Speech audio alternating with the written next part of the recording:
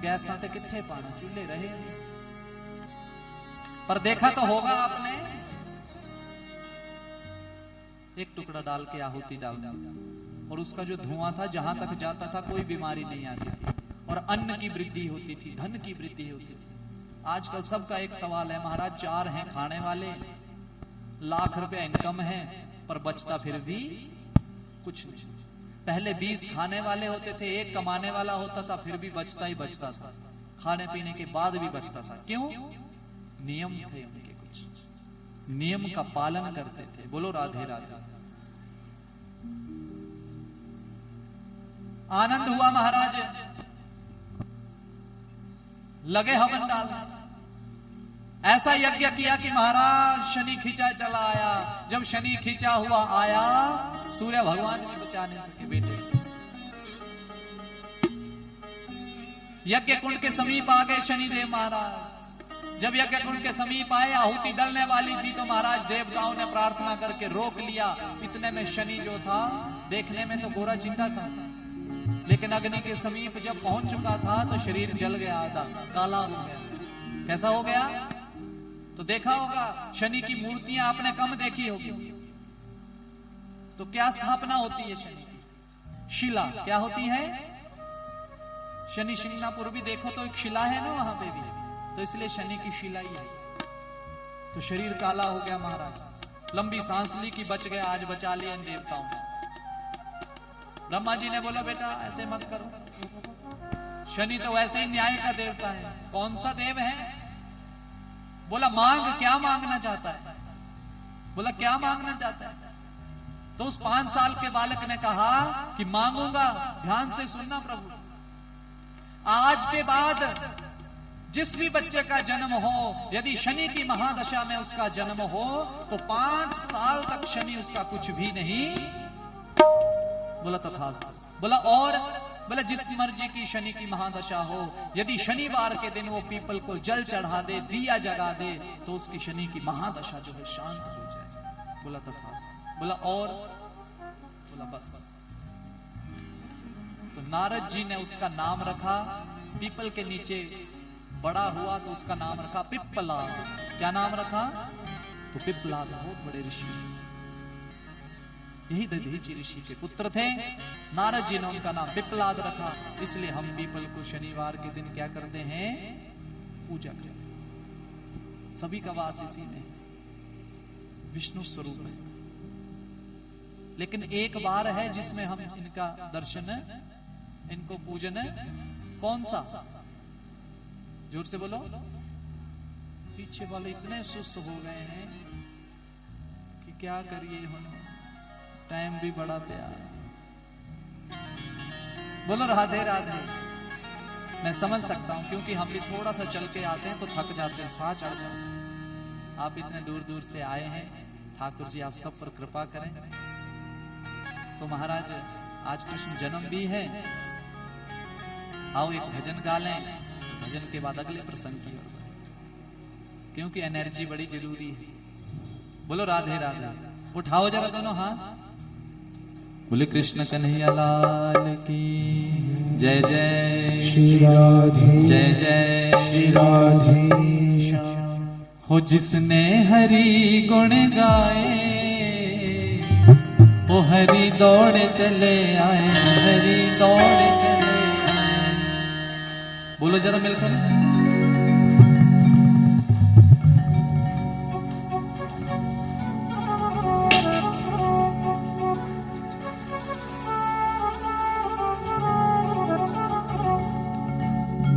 जिसने हरि गुण गाए, जिसने हरि गुण गाए, हरि दौड़ चले आए, हरि दौड़ चले आए, हरि दौड़ चले आए, हरि दौड़ चले आए, हरि दौड़ चले आए, हरि दौड़ चले आए, हरि दौड़ चले आए, हरि दौड़ चले आए। वो जिसने हरि गुण गाए, जिसने हरि गुण गाए, वो हरि दौड़ चले आए, हरि दौड़ चले आए, हरि दौड़ चले आए, हरि दौड़ चले आए।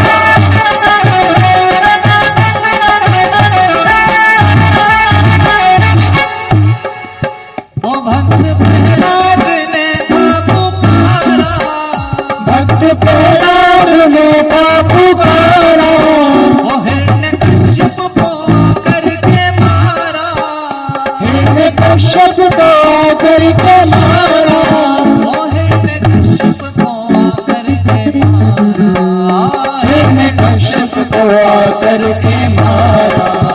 प्रभु नरसिंह रूप धराए, प्रभु नरसिंह रूप धराए, वो हरि दौड़ चले आए, हरि दौड़ चले आए, हरि दौड़ चले आए, हरि दौड़ चले आए। वो जिसने हरि गुण गाए, जिसने हरि गुण गाए, वो हरि दौड़ चले आए, हरि दौड़ चले आए, हरि दौड़ चले आए, हरि दौड़ चले आए, हरि दौड़ चले आए, हरि दौड़ चले आए। हरि दौड़ चले आए, हरि दौड़ चले आए।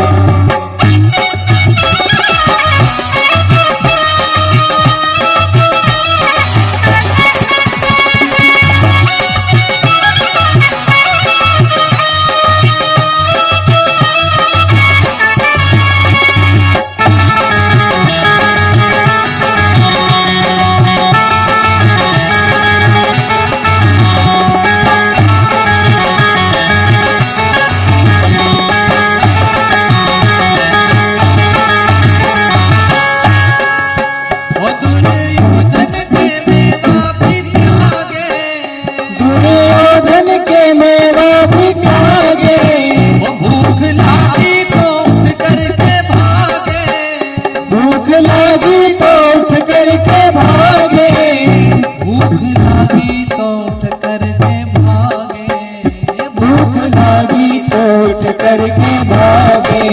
वो जाके साथ में जाके सावन विदुर हर खाए, हरि दौड़ चले आए, हरि दौड़ चले आए, हरि दौड़ चले आए, हरि दौड़ चले आए, हरि दौड़ चले आए, हरि दौड़ चले आए।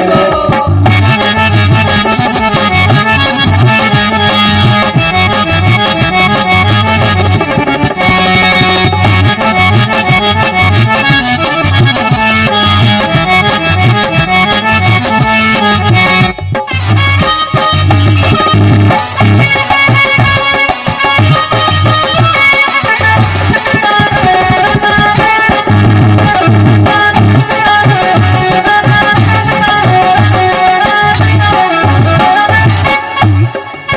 वो द्रौपदी कौरवों से घिरी थी, द्रौपदी कौरवों से घिरी थी, बंसी वाले से विनती करी थी, बंसी वाले से विनती करी थी, बंसी वाले से विनती करी थी, बंसी वाले से विनती करी थी। प्रभु आकर के चीर बढ़ाए, प्रभु आकर के चीर बढ़ाए, हरि दौड़ चले आए, हरि दौड़ चले आए, हरि दौड़ चले आए, हरि दौड़ चले आए, हरि दौड़ चले आए। हरि दौड़ चले आए, हरि दौड़ चले आए। वो जिसने हरि गुण गाए, जिसने हरि गुण गाए, वो हरि दौड़ हरि दौड़ चले आए, हरि दौड़ चले आए, हरि दौड़ चले आए, हरि दौड़ चले आए। हरि दौड़ चले आए, हरि दौड़ चले आए। जिसने हरि गुण गाए, वो जिसने हरि गुण गाए, वो हरि दौड़ चले आए, हरि दौड़ चले आए। बोले कृष्ण कन्हैया लाल की जय जय। श्री राधे। जोर से हाथ उठाकर जरा जय जय। ये हाथ इसलिए उठाते हैं कि ये भव सागर है। कौन सा सागर है ये? और कहना है प्रभु इस भव सागर में जब कोई आदमी डूबने लगता है तो सबसे पहले क्या उठाता है अपने, और आवाज क्या लगती है, कौन सी आवाज लगाता है? हाथ उठाता है और क्या बोलता है मुंह से, क्या बोलता है? हाँ, राम राम। देखो कोई नहीं बोलता, क्या बोलता है? तो इसीलिए बार बार आपके हाथ उठाए जाते हैं कि भव सागर है। राधे राधे बोलते हाथ उठा लिया करो, ये भव सागर है, इसमें डूब रहे हैं, भगवान पकड़ लो हाथ। और इस कथा पंडाल में यदि एक का हाथ भी पकड़ लिया तो एक के पीछे सबका बेड़ा। मेरे को मत देखो, मैं आप तुहाडे भरोसे बैठा, मेरा बेड़ा तुहाडे नाल पार होना। बोलो राधे राधे। अब आगे बड़ी सुंदर कथा है प्रहलाद की। किसकी कथा? आप सबने कथा सुनी। उसके पिता ने उसको कितने सारी यातनाएं दी, है ना, सबको पता है। तो फिर भी उसने पा लिया भगवान। और कहां से निकले भगवान? कहां से निकले? हाँ, कथा सुनिए आप। पर प्रश्न यहां पर ये उठता है कि वो तो राक्षस हैं। राक्षसों के घर में भगवान का भक्त कैसे आ गया? और इस कथा से आपको आज के जन्म की कथा का भी थोड़ा सा पता लग जाएगा। हिरण्याक्ष और हिरण्यकश्यपु ये दो भाई। आपने पीछे कथा में सुना कि हिरण्याक्ष को भगवान वाराह ने मार दिया। हिरण्यकश्यपु ने बदला लेने के लिए तपस्या करनी थी कि उस विष्णु को मार दूंगा अपने हाथ से। तो महाराज प्रहलाद का प्रसंग आया। बोले हिरण्यकश्यपु जिसकी धर्म पत्नी का नाम है कयाधु। क्या नाम है? 4 पुत्र हैं महाराज उसके, अहलाद, संहलाद, अनुहलाद और चौथा है प्रहलाद। अभी 3 पुत्र हुए हैं। कितने? चौथा नहीं हुआ अभी। तो एक दिन हिरण्यकश्यपु कहते हैं कयाधु को कि तू अपना ख्याल रखना, घर पर किसी चीज की कमी है नहीं, व्यवस्था पूरी है, मैं तप करने जा रहा हूं। बोला अच्छा महाराज किस लिए? बोला उस विष्णु को सबक सिखाना पड़ेगा, मारना पड़ेगा, उसने मेरे भाई को मारा है। अच्छा महाराज तो कितना समय लगेगा? बोला तप है, हजारों वर्ष भी लग सकते हैं। कितने वर्ष?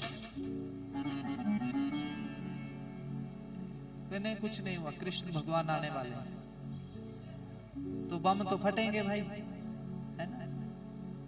अब वो आएंगे तो कुछ अकेले थोड़ी आएंगे, शोर करते ही आएंगे।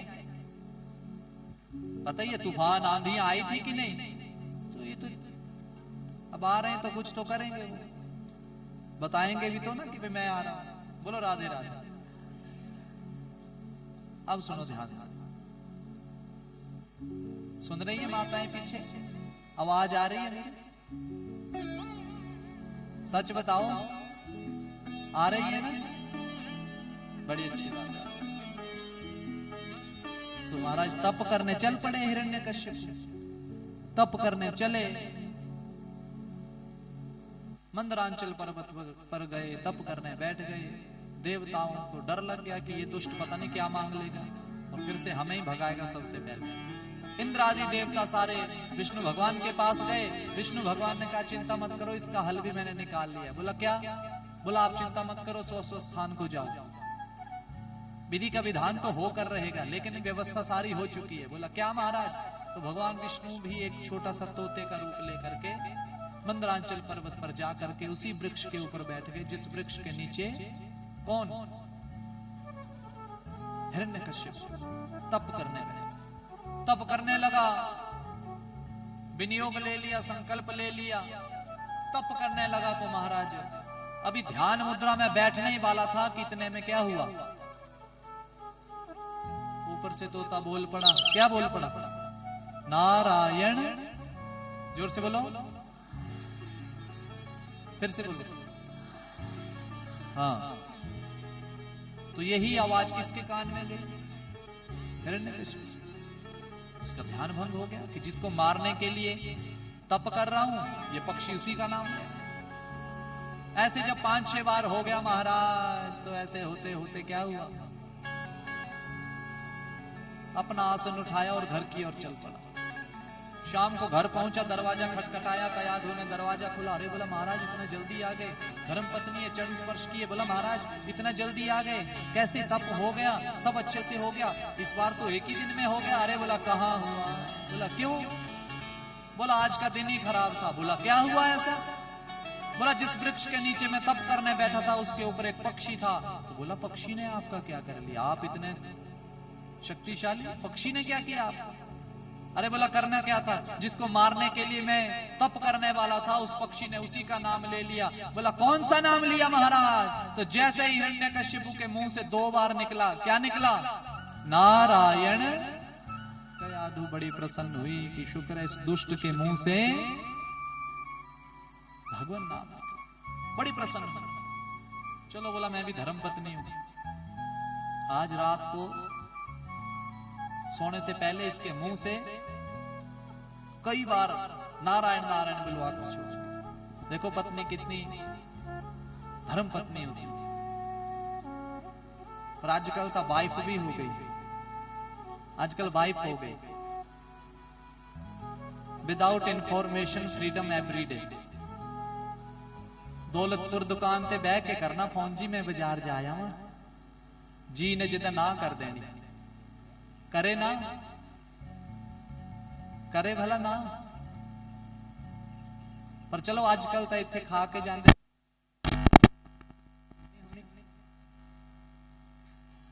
तो महाराज आप धर्म पत्नियां हैं, आपका धर्म है पति को उनका पतन ना होने दें। तो महाराज कयाधु बड़ी प्रसन्न हुई। कयाधु जल लेकर आई, जल पिलाया। जैसे ही जल पीने लगा बोला महाराज पक्षी कैसे कर रहा था? पानी पीता पीता बोला तो है तेरे को नारायण नारायण कर रहा है। अच्छा ठीक है। दूध लेकर आए, चाय लेकर आए, फिर पूछ लिया। बोला महाराज मैं भूल ही जा रही हूँ वो पक्षी कर कैसे रहा था? तो वो भी जोर जोर से बोला तो है तेरे को नारायण नारायण कर रहा था, अब दोबारा मत पूछना। भोजन करवाने लगी। भोजन करवाते करवाते भी देखो, भोजन करते करते हमें अन्य चीजों का ध्यान नहीं करना चाहिए, भगवान नाम सुमिरन करना चाहिए। तो भोजन करते करते भी पत्नी क्या बुलवा रही है मुख से? नारायण नारायण। सोने लगे तो पैर दबाने लगी। क्या दबाने लगी? पैर दबाते दबाते पूछे कि महाराज पक्षी कैसे कर रहा था? तो सोया सोया हिरण्यकश्यपु कैसे बोले? नारायण नारायण। उसी रात्रि को महाराज कयाधु का गर्भ ठहर गया। भगवान नाम संकीर्तन करते करते जो गर्भ ठहरा है, तो बोलो उसमें दुष्ट आएगा कि भगवान का भक्त आएगा? बोलो। तो गर्भाधान भी हमारे शास्त्रों में संस्कार है। हमारे जीवन में, हमारे सनातन में कितने संस्कार हैं? 16 संस्कार हैं। कितने? पहला गर्भाधान संस्कार, पुंसवन संस्कार, सीमंतोनयन संस्कार। ये 3 संस्कार गर्भ में ही हो जाते हैं। उसके बाद जात कर्म संस्कार, नामकरण संस्कार, निष्क्रमण संस्कार, अन्नप्राशन संस्कार, नामकरण, वेदारंभ, विद्यारंभ, केशांत, मुंडन संस्कार, उपनयन संस्कार, विवाह संस्कार और अंतिम संस्कार जो है वो है मृत्यु संस्कार। ये 16 संस्कार मानव जीवन में है। कितने संस्कार? जोर से बोलो राधे राधे। तो गर्भाधान की भी विधि है महाराज। शास्त्रों ने हर चीज बता दी है, पर हम शास्त्रों तक जाते हैं। तो गर्भधारण हुआ महाराज, उसमें तो भक्त आ गया।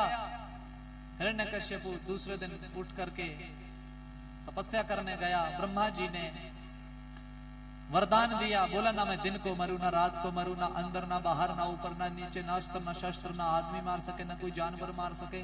बोला तथास्तु। सबको दुष्ट बन करके दुखी करने लगा। जब तप करने गया तो इधर इंद्र ने कयाधु का हरण कर लिया। बोला जो इसके गर्भ में बालक है उसे मार दूंगा मैं, गर्भ में। नारद जी ने बचा लिया। बोला गर्भवती स्त्री जो है दुश्मन की ही पत्नी क्यों ना हो, मारना महापाप है। तो नारद जी ने अपने आश्रम में रख लिया कयाधु को। तो नारद जी जब भी कथा सुनाते, कयाधु कथा सुनने बैठती, तो गर्भ में ही उस बालक ने नारद जी को अपना गुरु बना लिया। जब चौथी संतान हुई, नाम रखा प्रहलाद। प्रहलाद का अर्थ होता है श्रद्धा। क्या अर्थ होता है? श्रद्धा। तो बड़ा भाव हुआ महाराज, प्रहलाद को पढ़ने भेज दिया। जहां पर पढ़ने गया तो महाराज गुरुजी तो वहां कुछ और सिखाते। शुक्राचार्य के दो पुत्र हैं, शंड और अमर, ये दोनों वहां के अध्यापक हैं, राक्षसी विद्याओं को सिखाते हैं। लेकिन वो तो पहले ही पढ़ा लिखा था, पहले कुछ पढ़ के आया था। वहां राक्षसी विद्याएं सिखाते थे। तो प्रहलाद तो नारायण नारायण जपता था। श्री कृष्ण गोविंद हरे मुरारे, हे नाथ नारायण वासुदेव। श्री कृष्ण गोविंद हरे मुरारे, हे नाथ नारायण वासुदेव। श्री कृष्ण गोविंद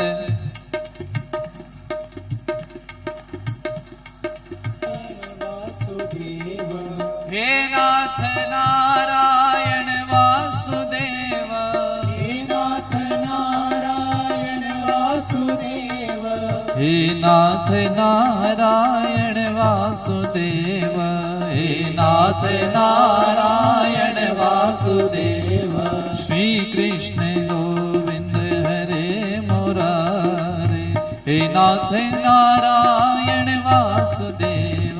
श्री कृष्ण गोविंद हरे मुरारे, हे नाथ नारायण वासुदेव। महाराज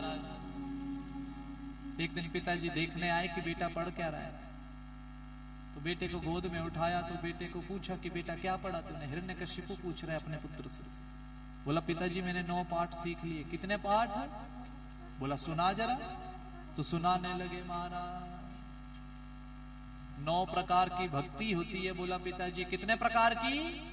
तो जीवन में कितने प्रकार की भक्ति है? शास्त्र कहते हैं 9 प्रकार की भक्तियों में यदि एक प्रकार की भक्ति भी हमारे पास है तो हमारा कल्याण निश्चित है। तो बोला बेटा पहला पाठ क्या पढ़ा? बोला पिताजी श्रवणम कीर्तनम। पहला कौन सा? पहली भक्ति यही है, श्रवणम कीर्तनम विष्णु स्मरणम पाद सेवनम अर्चनम वंदनम दास्यम सख्यम आत्मनिवेदनम महा। पहली भक्ति श्रवणम। श्रवण माने सुनना। आप किसकी कथा सुन रहे हैं? सुन रहे हैं कि नहीं? बोलो। तो ये पहली भक्ति। तो इसका मतलब ये हुआ कि 9 भक्तियों में पहली भक्ति आप कर चुके हैं और कर भी रहे हैं। दूसरी भक्ति कीर्तनम। भगवान का कीर्तन जब होता है वहां बैठ करके स्वयं कीर्तन करना, ये दूसरी भक्ति है। तीसरी भक्ति विष्णु स्मरणम। आंख बंद करके करते हैं भगवान का ध्यान, तो तीसरी भक्ति।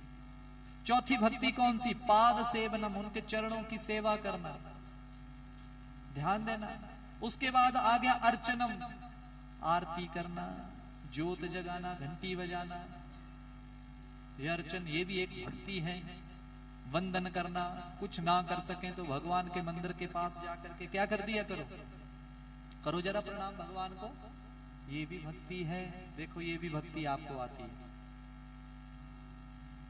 उसके बाद जो बताई महाराज दास्यम, भगवान के आगे जाकर के बोलो कि भगवान हम आपके क्या हैं? दासी हैं, नौकरी हैं हम आपके। हम नहीं है ना हम डीसी हैं, कुछ नहीं, हम आपके क्या हैं? दास हैं। आगे सख्य, भगवान के साथ कोई संबंध बना लो। शिशुपाल भगवान को गालियां देता था, जब तक भगवान को गाली ना दे ले तब तक भोजन नहीं करता। तो किसने मारा उसको?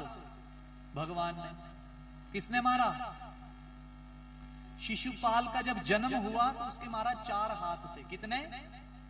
बोलो किसी के 4 हाथ वाला बच्चा हो जाए तो क्या करेगा? कोई ऐसा नहीं बोलेगा कि भगवान आ गया। क्या बोलेंगे सब? पूत आ गया। क्या बोलेंगे? ऐसे ही है ना।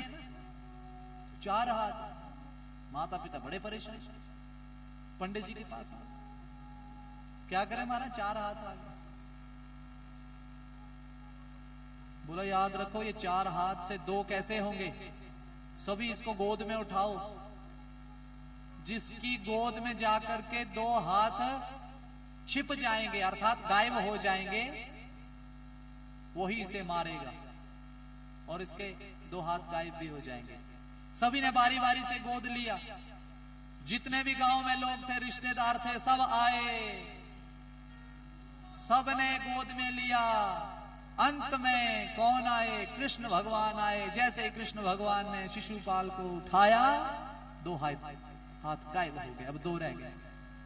मैया ने बोला, अब मैया तो कृष्ण भगवान की बुआ, बोला बुआ ने कहा कि बेटा अब तू ही इसे मारेगा, तो इसके 100 पाप माफ कर देना।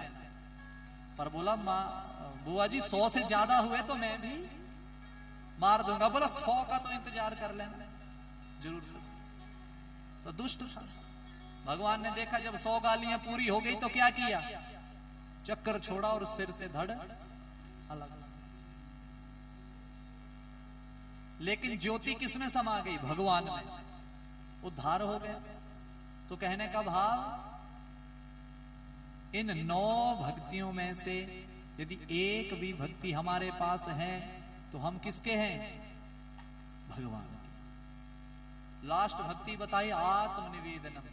कई बार क्या होता है कि न हमें मंत्र आता है, न प्रणाम करनी आती है, न चलना आता है, न ये पता कि भगवान के आगे जाकर के कैसे बैठें, सिर पे चुन्नी रखें, अपने जूते खोलें कि नहीं खोलें, नहा के जाना पड़ता है कि नहीं, ऐसा कुछ पता नहीं।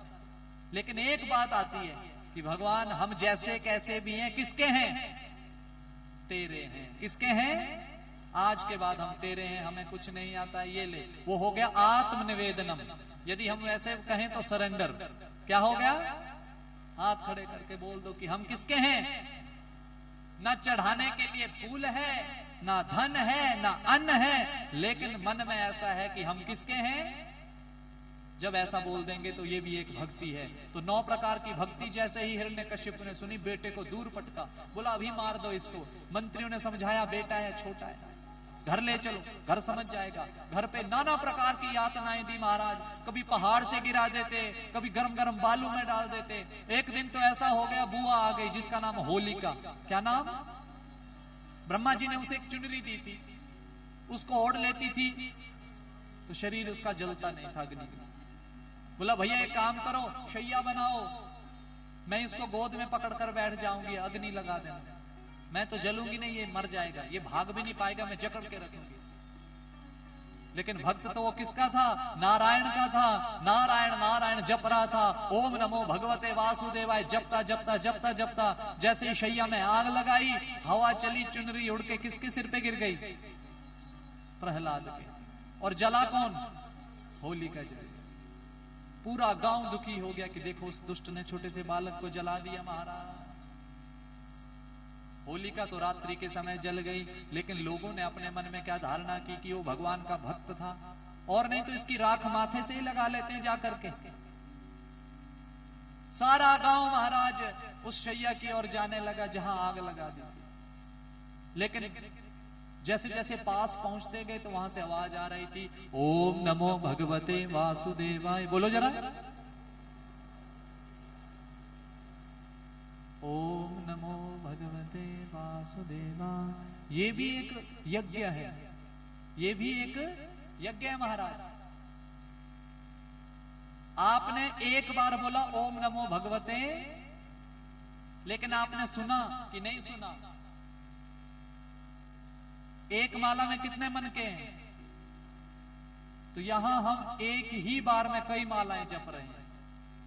तो इसलिए मिल करके जब हम मंत्र बोलते हैं, पर कई मंत्रों की मर्यादाएं हैं।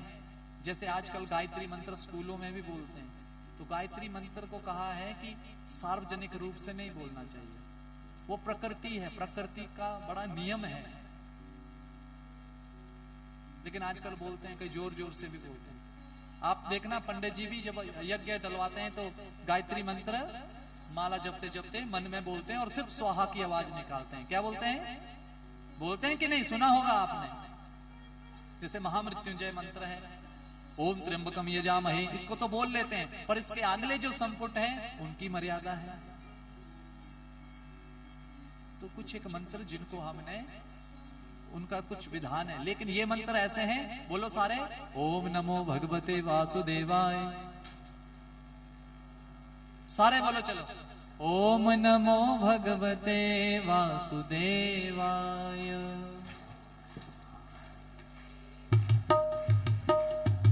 ओम नमो भगवते वासुदेवाय,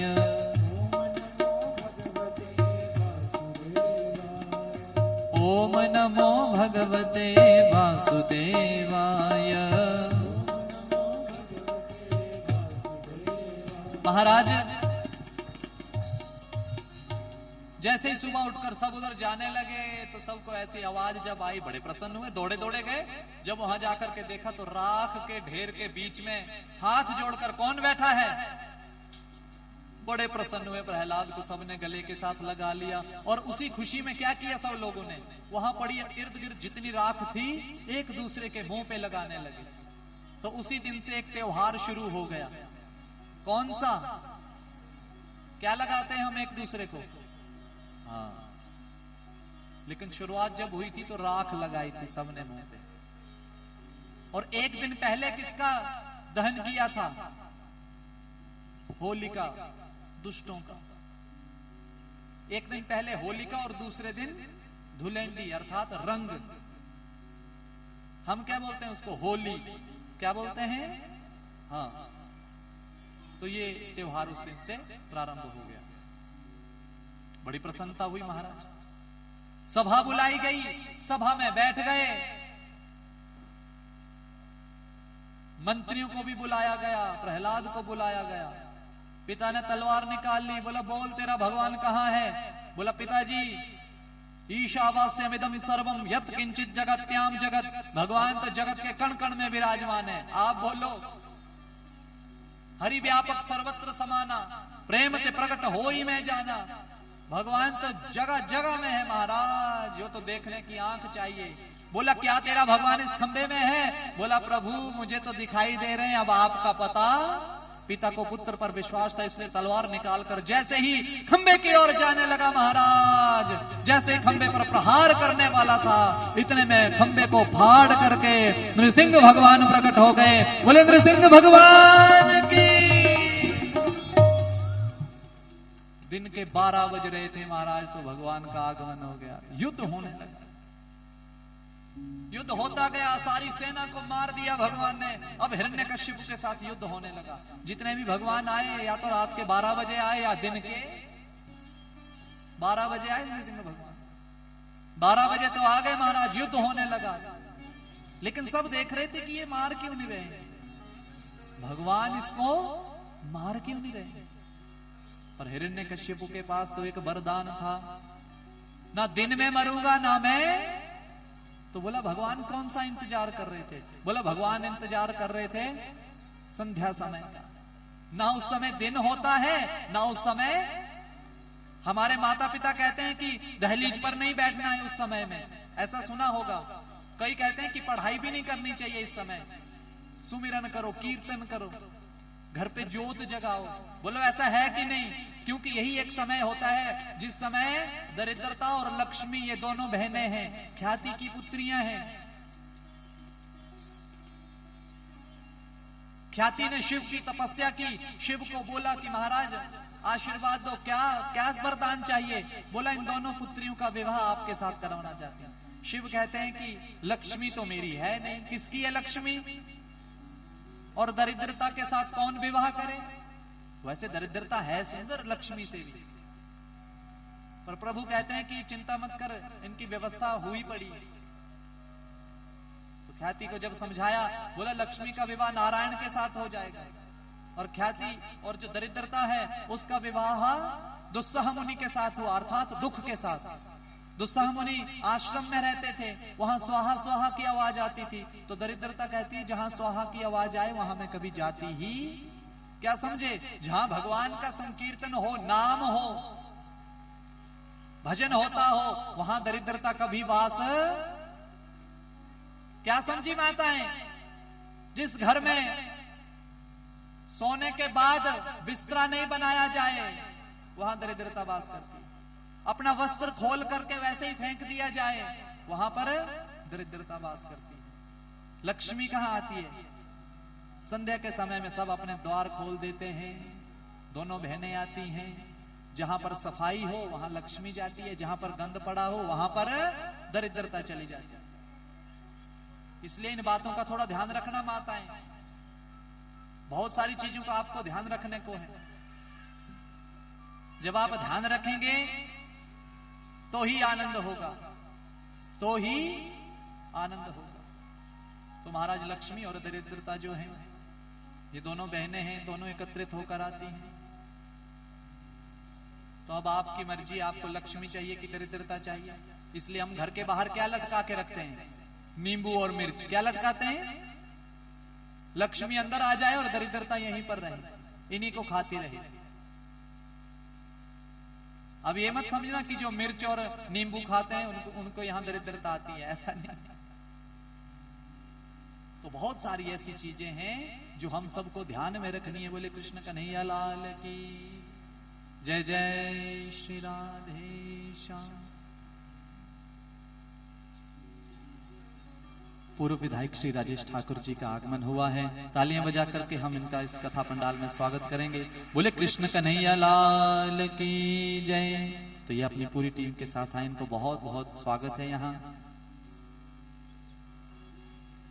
आओ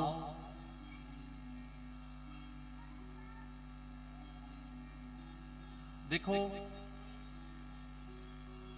कथा के मध्य किसी माननीय का आना ये अपने में ही एक सौभाग्य होता है,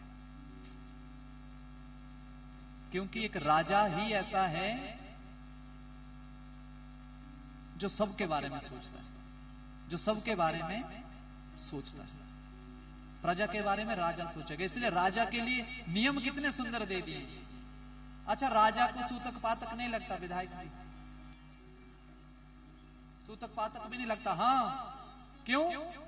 अब विधायक बोले कि नहीं जी मेरे घर सूतक लग गया, मेरे पातक लग गया, मैं 14 दिन उनको कितने नहीं जाना, तो फिर प्रजा का कल्याण कैसे होगा?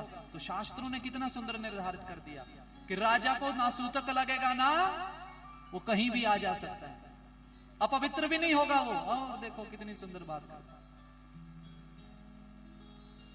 तो ये आए, आपका बहुत बहुत स्वागत है इस कथा पंडाल में। तो महाराज बड़ा सुंदर प्रसंग, प्रहलाद ने महाराज प्रार्थना करी कि महाराज मेरे भगवान तो मुझे हर जगह दिखाई देते हैं, पिताजी आपको तो पता नहीं दिखाई दे रहे हैं कि नहीं।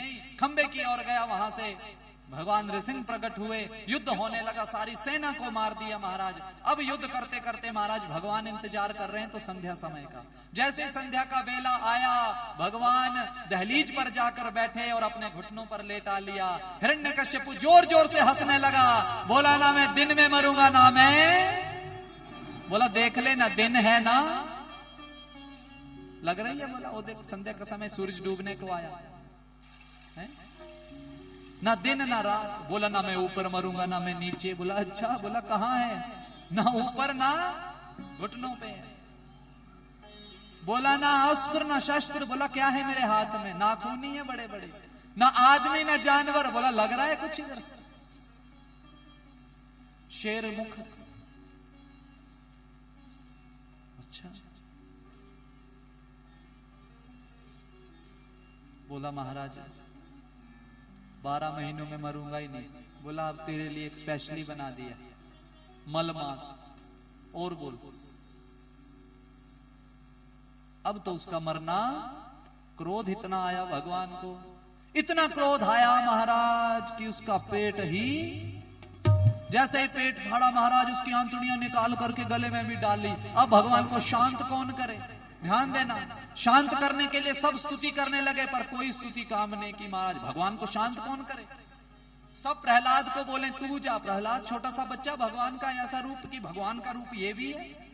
अब महाराज इतने क्रोधित हो गए तो महाराज वहां तो धरती जलने लग पड़ी, महाराज प्रलय होने को आ गया।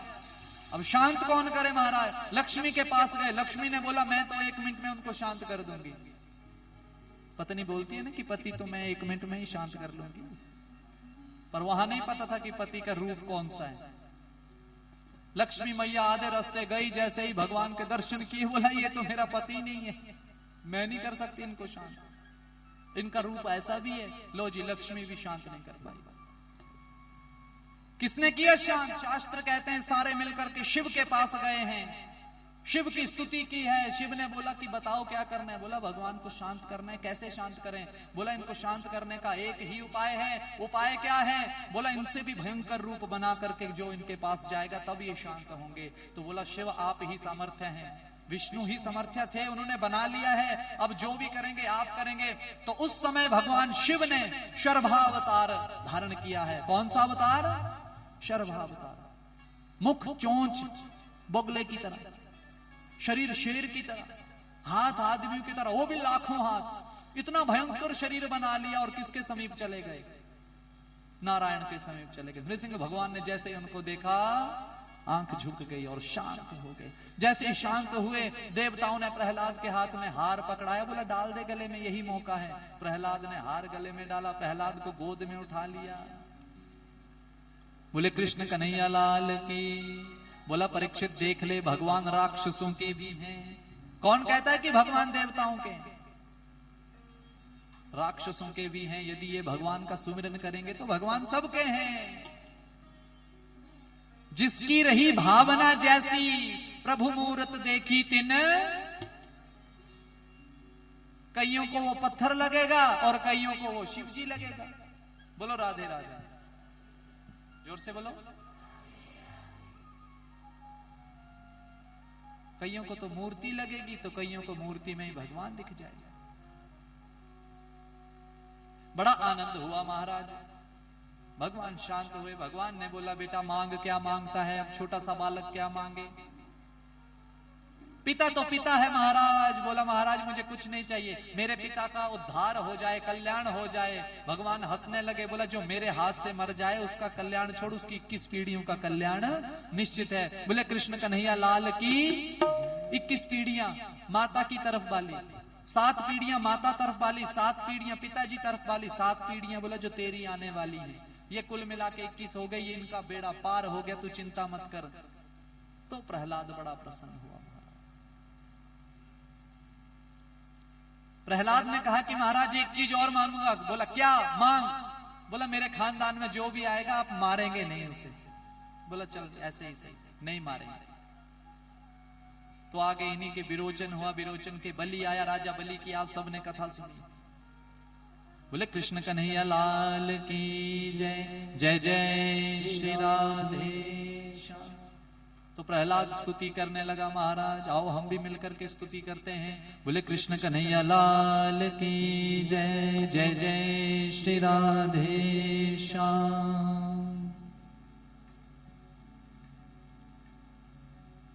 हो मुझे ऐसी लगन तू लगा दे, हो मुझे ऐसी लगन तू लगा दे, हो मैं तेरे बिना पल ना जियूं, हो मैं तेरे बिना पल ना जियूं, मैं तेरे बिना पल ना जियूं। उठाओ जरा दोनों हाथ।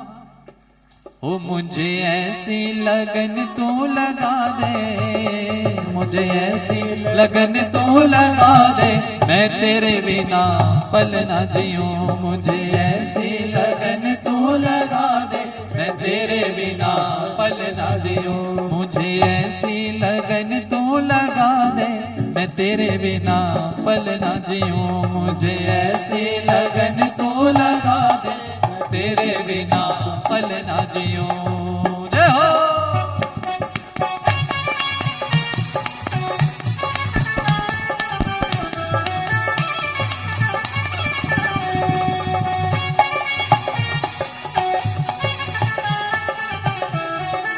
बोले कृष्ण कन्हैया लाल की जय हो।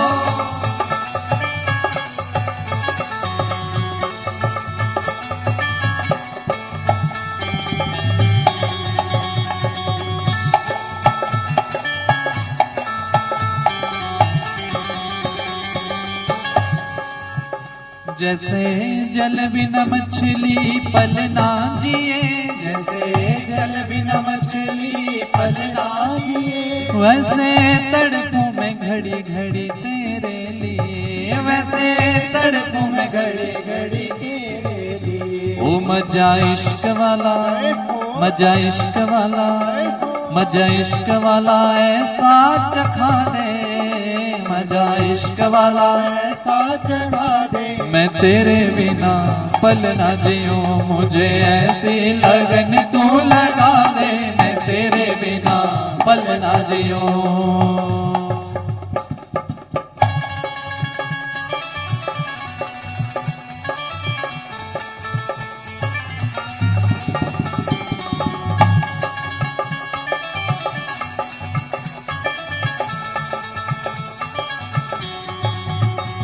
रीवो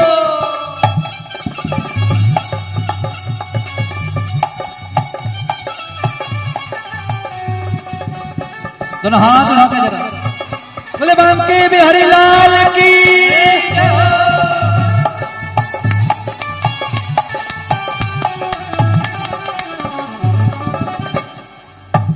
तेरे चरणों की धूली में मैं मिल जाऊं, तेरे चरणों की धूली में मैं मिल जाऊं, अब आशा यही है कहीं दूर न जाऊं, अब आशा यही है कहीं दूर न जाऊं। ऐसा भक्ति का रंग तू चढ़ा दे, ऐसा भक्ति का रंग तू चढ़ा दे, मैं तेरे बिना पल ना जियूं, मुझे ऐसी लगन तू लगा दे, मैं तेरे बिना।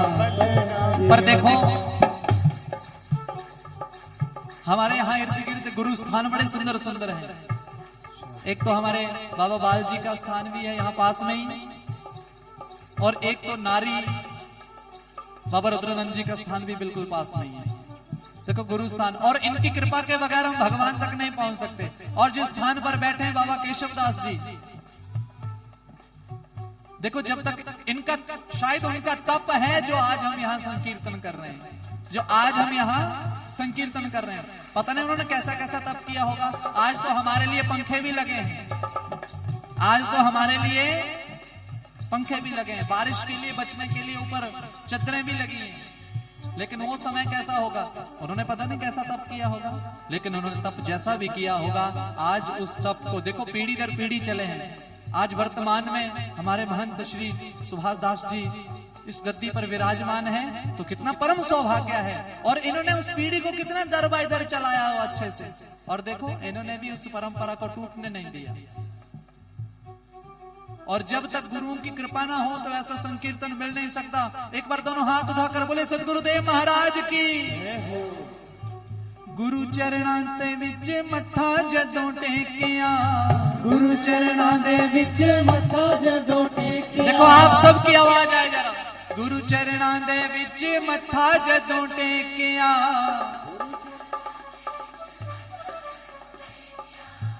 गुरु चरणा दे विच मथा जदों टेकिया,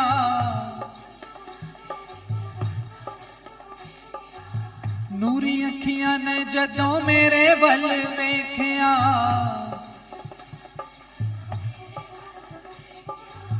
तन मन मेरा ठहरिया नी, ओ तन मन मेरा ठहरिया नी, मैनू नशा नाम दा चढ़िया नी, मैनू नशा नाम दा चढ़िया नी, ओ मैनू नशा नाम दा चढ़िया नी, मैनू नशा नाम दा। गुरु चरणा दे विच मथा जदों टेकिया, गुरु चरणा दे विच मथा जदों टेकिया, ओ नूरी अखियां ने जदों मेरे वल वेखिया, नूरी अखियां ने जदों मेरे उठाओ दोनों हाथ। तन मन मेरा ठहरिया नी, ओ तन मन मेरा ठहरिया, ओ मैनू नशा नाम दा चढ़िया, ओ मैनू नशा नाम दा चढ़िया, ओ मैनू नशा नाम दा चढ़िया, मैनू नशा नाम दा चढ़िया। और वो नाम का नशा कौन सा है, जरा दोनों हाथ उठाकर।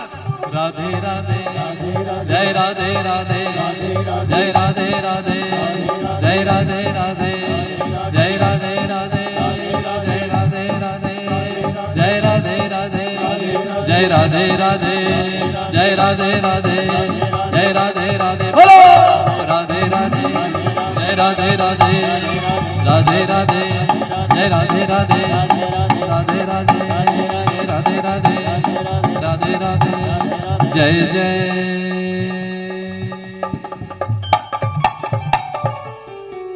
बोलो मिलकर, ओ मैनू नशा नाम दा चढ़िया। आओ ये नाम का नशा सब पर ऐसे चढ़ा रहे। अब मैं यहाँ व्यासपीठ से प्रार्थना करूंगा पूर्व विधायक श्रीमान राजेश ठाकुर जी से कि आकर के ठाकुर जी का आशीर्वाद ग्रहण करें। आओ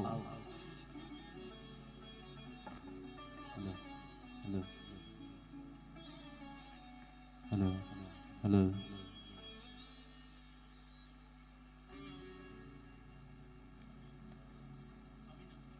अभिनव प्राशर जी, हेलो, आकाश जी,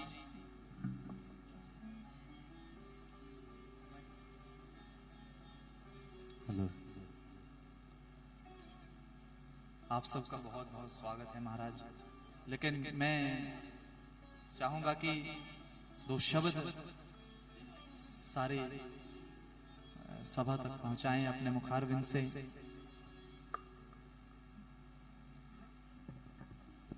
यहाँ सबको नशा श्याम जी का चढ़ा हुआ है, तो बीच में मुझे बुला लिया गया। तो विराजमान हमारे व्यास गद्दी पर आदरणीय शास्त्री जी, यहाँ की पूरी कमेटी, शक्ति सिंह राणा जी, इनकी पूरी टीम, और मेरी मातृशक्ति, मेरी बहनें, मेरे बुजुर्ग, इस मध्य भागवत कथा में आप सब भगवान कृष्ण जी के, जिनको राक्षस के घर में पैदा होने के बाद फिर अपने ही पिता के खिलाफ बगावत करने के बाद वही आप प्रसंग सुन रहे थे हिरण्यकश्यप जी का। तो आप सब जानते हैं कि हमारा इतिहास बहुत पुराना है, हजारों हजारों वर्ष पुराना ये सनातन धर्म। दुनिया में सब कुछ मिट जाएगा, ये सनातन खड़ा रहेगा, सनातन चलता रहेगा, क्योंकि शास्त्री जी जैसे हमारे शास्त्री जी बैठे हैं, इनके कीर्तन से, आप सबके कीर्तन से, भगवान के सिमरन से प्रभु की कृपा इस भारत की भूमि पर बनी रहेगी, ये कभी पीछे नहीं होगी। और भगवान कन कन में है, हर व्यक्ति में है। भगवान जब कहने लगे कि तेरा भगवान इस खंबे में आ सकता है, उसके बाप ने पूछा, तो भगवान खंबे में प्रकट हुए और नरसिंह रूप में प्रकट हुए और वहां हिरण्यकश्यप का वध कर दिया। खंबे में भी भगवान आ गए। भगवान तो हर जगह है, हर व्यक्ति में है, केवल हम सबको बचना है और ज्यादा से ज्यादा सिमरण करना है। देख लीजिए आप, आज नेपाल में क्या हुआ, आज पंजाब में पानी के कारण क्या हुआ, हिमाचल में कितनी त्रासदी मची हुई है। क्योंकि जितना जब पाप धरती पर बढ़ता चला जाएगा, उतने कष्ट में यहाँ का प्राणी आता जाएगा। ये बात समझ लेना आप। हम गौ माता की माता कहकर उसको छोड़ रहे हैं, इतने इतने बच्चों को छोड़ रहे हैं, दूध पीते हुए बच्चे छोड़ रहे हैं, बैलों को छोड़ रहे हैं। मेरे पास एक बैल है गौशाला में महाराज, उसके कान के पीछे सिंग जुड़ गए हैं, जख्म हो चुके हैं, परंतु दवाई नहीं लगाने देता वो। उसको शिकंजे में डालना पड़ता है, फिर वो उसके मुंह में रस्सी डालनी पड़ती है, एक टांग बांधनी पड़ती है। पर मैं दर्द यहाँ से जाता हूँ तो देखता हूँ किसी ने कान पे ऊपर फट मारा हुआ है, किसी ने पूंछ के ऊपर फट मारा है, वो खून से लथपथ वो घूम रहे हैं, वो आपके पाप की तैयारी कर रहे हैं, ये पाप का घड़ा भर रहे हैं, और फिर ये प्रलय होती है। फिर वही मानस, वही कोरोना आया था तो आप सब अपनी जान बचाने के चक्कर में घरों से नहीं निकलते थे, इसी को प्रलय कहते हैं। भगवान का सिमरन कीजिए, चुगली निंदा से बचिए, जो होना है वो तय है। कोई किसी की किस्मत नहीं बदल सकता। यहां भी बहुत कुछ हुआ, परंतु किस्मत किसी की नहीं बदल सका। इसलिए हमें जो ड्यूटी दी गई थी पूरे 5 साल जनता के बीच रहकर की और ठोक कर की और हर घर में की, हर इस मोहल्ले में की और हमने पूरे क्षेत्र में की। ये ड्यूटी मुझे आपने दी थी, इसके लिए भी मैं आपका धन्यवाद करता हूं, अभिनंदन करता हूं। और आज मुझे गर्व होता है, मैं जहां भी जाता हूं तो अपनी ये छाती चौड़ी करके चलता हूं, क्योंकि हमने जनता की सेवा नीचे उतर कर की, धरती पर उतर कर की। और आज उसी सेवा के बल से आप सबकी आंखें, आप सबकी नजरें हमें अच्छी नजर से देखती हैं। हम ईमानदारी का एक ढोंग नहीं करते। ईमानदार नेता के रूप में आपने हिमाचल में मेरी प्रगति कर दी, मेरा नाम कर दिया। आज मैं कहीं भी चला जाऊं, लोग कहते हैं व्यक्ति बड़ा ईमानदार है। ये शब्द कहना बहुत मुश्किल है, सबसे मुश्किल शब्द है ये, कि ये नेता होकर ईमानदार रहना सबसे मुश्किल काम है। सब कुछ दिखता है, जो मर्जी कर लो, एमएलए के पास ताकत होती है, परंतु आप सबकी कृपा से मेरी एक पोस्ट पड़ी, JNK से मुझे फोन आया, भाई साहब जो पोस्ट में लिखा है कि आप एक ईमानदार हैं, वाकई में आप एक ईमानदार नेता है। मेरी छाती चौड़ी होगी कि एक जम्मू का व्यक्ति मुझे फोन करके बोल रहा।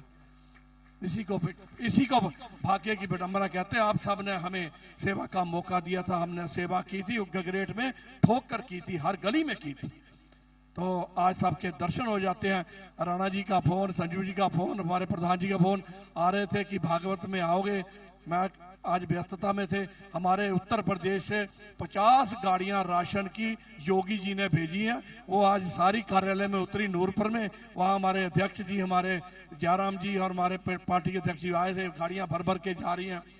हरियाणा से हमारे मुख्यमंत्री जी ने गाड़ियां भर भर के भेजी हैं। हमारे इलाके के लोग पंजाब में जाकर सेवा कर रहे हैं। इसी को सेवा कहते हैं, ये सेवा चलती रहनी चाहिए। तो एक छोटा सा भजन राणा जी का, तो भजन का बोल है, संसार है एक नदिया, दुख सुख दो किनारे है, ना जाने कहां हम जाएं, हम बहती धारे हैं। संसार है एक नदिया, दुख सुख दो किनारे हैं, ना जाने कहां जाए हम बहती धारे हैं। संसार है एक नदिया, दुख सुख दो किनारे हैं, ना जाने कहां जाए हम बहती धारे हैं।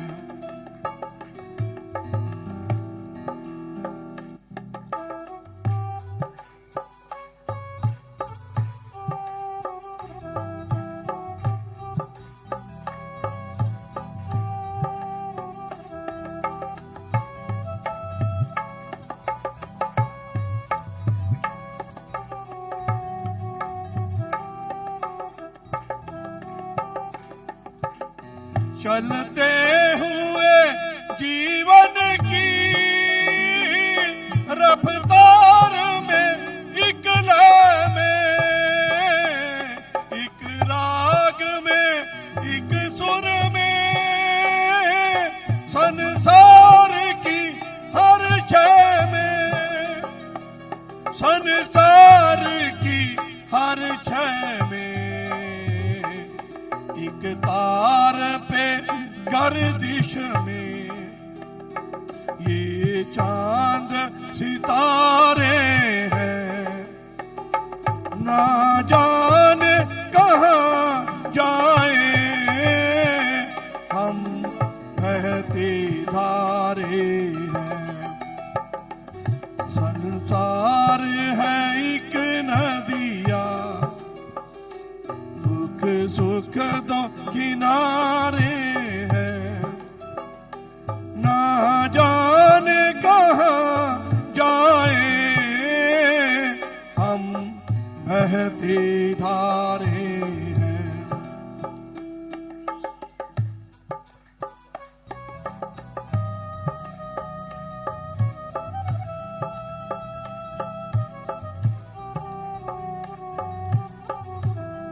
ये रिश्ते नाते, ये मेरा ये तेरा, कोई भी किसी के लिए अपना न पराया।